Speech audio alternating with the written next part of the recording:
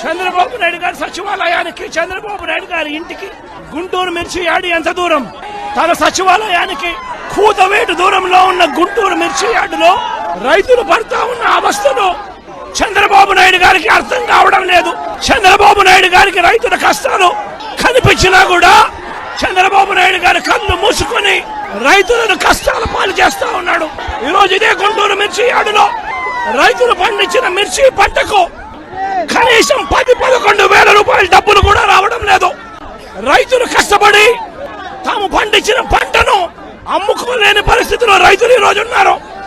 రైతులకు ఈ రోజు ఒకవైపు తెగుళ్ల వల్ల రైతులకు ఇవాళ పంట కూడా మామూలుగా 20 క్వింటాల పైన రావాల్సిన పంట ఈ రోజు 10-15 క్వింటాలకే పడిపోయిన పరిస్థితులు కనిపిస్తా ఉన్నాయి.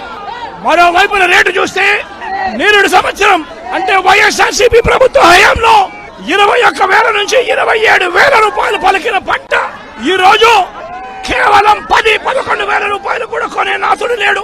రైతులకు పెట్టుబడి ఖర్చులు కనీసం 1,50,000 రూపాయల నుంచి 2 లక్షల రూపాయలు ఖర్చు అవుతా ఉంది. అమ్ముకోలేని పరిస్థితిలో, రేటు లేని పరిస్థితిలో, ఒకవైపున పంట తెగుళ్ల వల్ల పంట ఈల్డ్ కూడా తగ్గిన పరిస్థితుల్లో రైతు ఈ రోజు బ్రతకడానికి కష్టపడతా ఉన్న పరిస్థితి. ఇదే గుంటూరు మిర్చి యార్డులో మిర్చి పంట వేసిన రైతుల పరిస్థితి ఇది.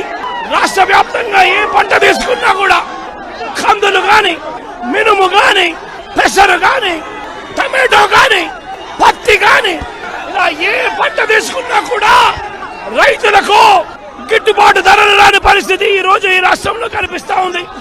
మరోవైపున చూస్తే చంద్రబాబు నాయుడు గారు రైతులను దళారీలకు అమ్మేసిన పరిస్థితి కనిపిస్తా ఉంది.